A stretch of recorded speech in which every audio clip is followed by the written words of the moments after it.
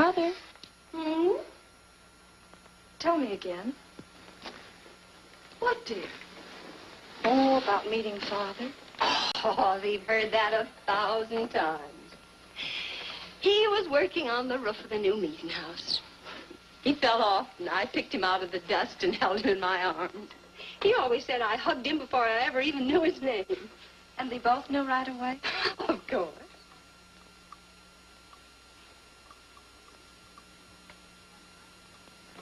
Of course, I knew he was a peaceful man. Of course, I knew he was a peaceful man, a member of the society. An evil man would seek a more profitable way of life than being a member of the Friends.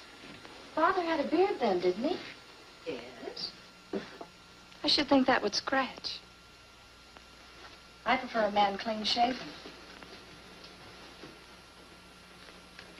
He's got the constitution of a mountain lion. He'll pull through, barring blood poisoning. These wild ones never seem to get blood poisoning, though it's common enough among the godly. You so-called atheists. You always feel so compelled to stretch your godlessness. Wash him. The bullet's out. He's in no danger. I bet he killed a lot of people. No, he didn't. How does he know? That's enough, John. A friend doesn't speak of such things. Mrs. Worth, get that man out of here. But he's badly injured, Doctor. This isn't civilized Pennsylvania. This is a raw frontier. You must take a realistic attitude. This is a place where mayhem, theft, and murder are the commonplace instead of the unusual. Would that justify leaving a wounded man to die? Build your house by the side of the road and be a friend to man. Ye who believe. I don't mind your mocking. You've been a good friend to us. I'm glad I have a logical mind. And a good heart. Good night, Doctor. Good night.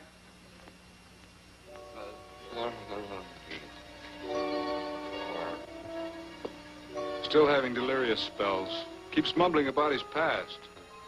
Get him. I'm afraid he's had a very violent life. Cards. Copper on my bet on the black ace.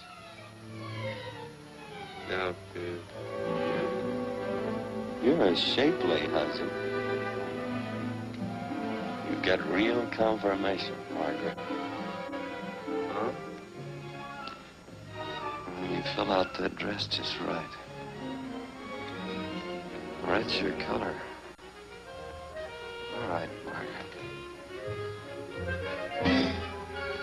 Chart 1089. 1089.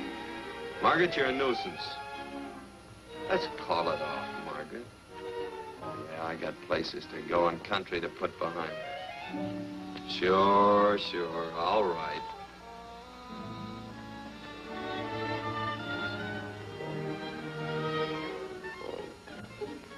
Lila. Lila. Oh, Lila. Lila. If I owned the mint, I'd put your head on every coin. I used to smoke corn silk when I was a kid. Your hair's just like that, Lila. Light brown, yellow all mixed up. Just like corn silk, Lila. All gold, torn.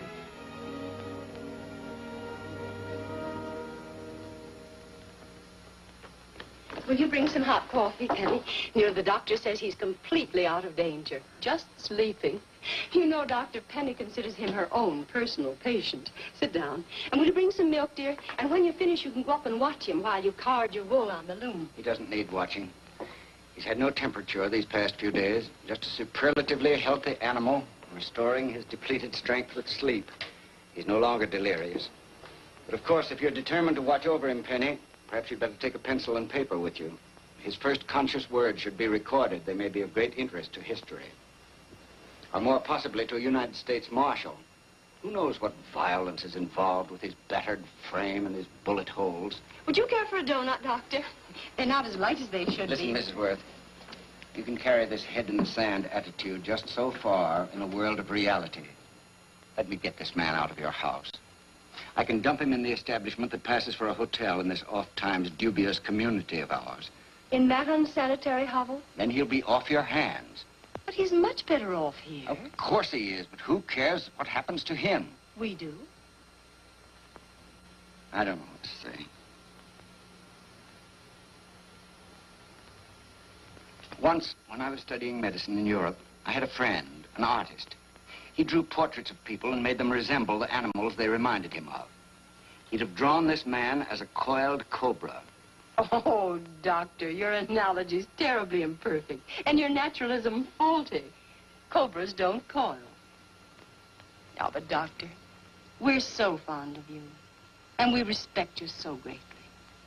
We're sure that you will finally realize that realism, untempered by sentiment and humanity, is really just a mean, hard, cold outlook on life. A frightened outlook.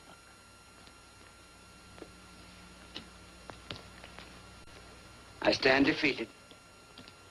And furthermore, there are times in this house when I feel as if I were living in a never-never land. But don't hesitate to call on me anytime you need help.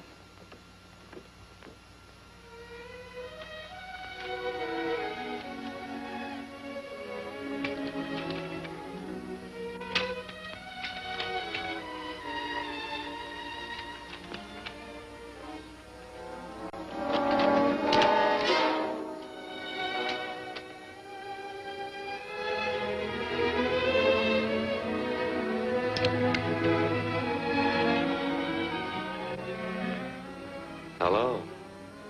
You're awake. Sure. I'm awake. What is all this? What? Where am I? Oh, don't you remember? Father and I drove you into town.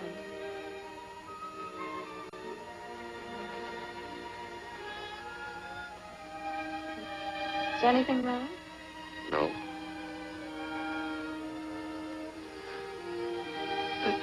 The doctor says you'll be all right in a week or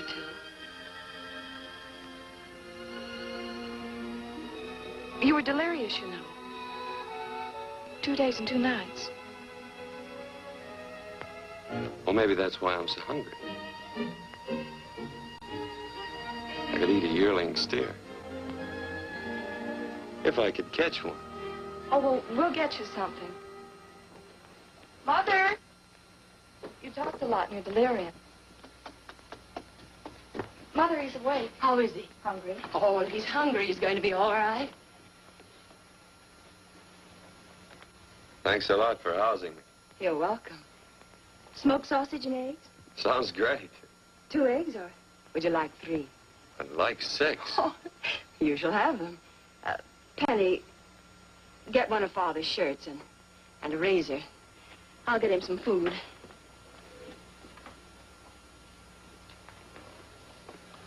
So I talked a lot. Yes. I listened only because I thought you might say something that would aid us in helping you. As to notifying your wife, for instance. What did I say? If you had a wife. What did I talk about? Well, you talked of Margaret. She filled out a red dress. What else? Oh, you mentioned someone named, Lila? That all? If you have a wife, we could notify her. No wife.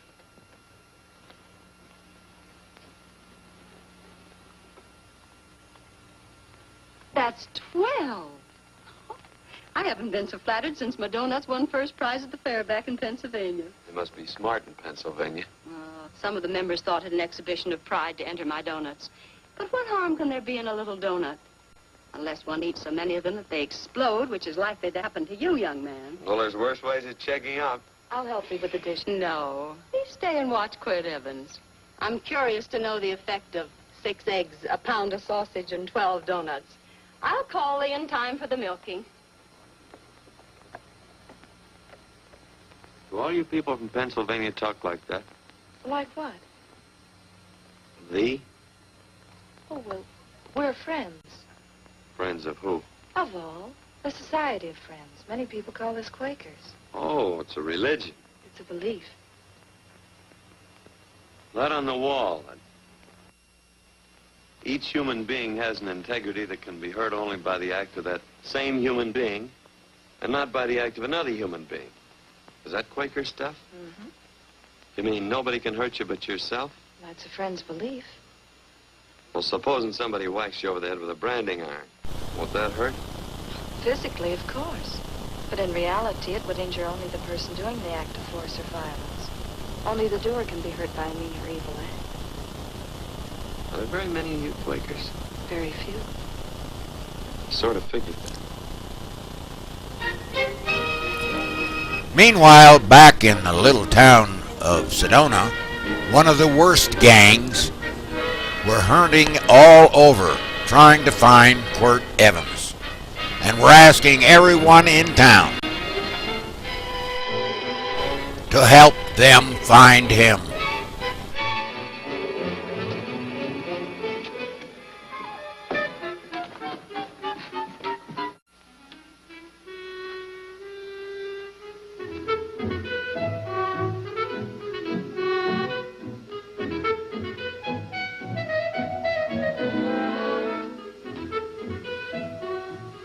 Thanks for sewing the shirt. But I can't find my pants. Get back in bed. Oh, laziness is the only thing that's kept me there this long. The doctor says you're to stay in bed 4 more days. Auntie, oh, you're up. That's no way to speak to an older person, John. Well, we're pals. You wouldn't expect a pal to call me mister, would you? See, Dr. Mangrove says to tell you some men in town were looking for you. Says one of the men was a Mr. Laredo Stevens. Get my pants. But your leg. Johnny, get me my pants. No, John. Will he get my pants?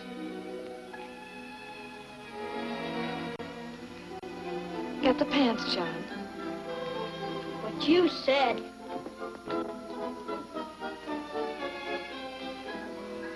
What are you looking at? The. Oh, boy, it's a good thing I'm not a tattletale. What set him off? They use the familiar in speaking to me. The what? The familiar. The plain language. Get thee my pants, they said. Well, what about it? Well, among us, thee and thou are used only to loved ones. To all others, we use you and he and they. Mother to children, husband to wife, and children to... Between lovers, of course. I'm sorry. Oh, I'm not. What? I'm not. I wish thee to speak so to me.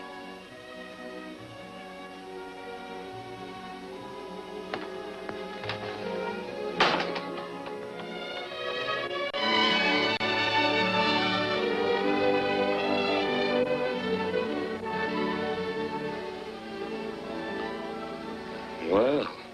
I knew right away, that night. This must be a kind of a dull life. I could take you a lot of places. I'd go. What? I'd rather stay here with thee, but if you'd rather go someplace else, then I'll go someplace else.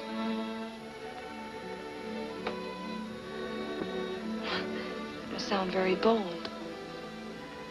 Well, it's just that I didn't think religious people were quite so sudden and direct. Well, it's the way I feel, and it'd be dishonest to say anything else. Yeah. I used to wonder about it. I suppose every girl does. About what? Oh, about love. About whether as you got to know someone, you fell in love little by little, or it happened all at once. They are shocked. Well, I wouldn't say shocked exactly, but you sure get to the point. Should I be different? No, Penny, I like you just the way you are. Who emptied this gun? Father. Quirt, a gun is a symbol of force, of evil. We never had one in our homes. It was a concession that Father allowed even an empty one. It was only because you couldn't rest without Where are it. the cartridges?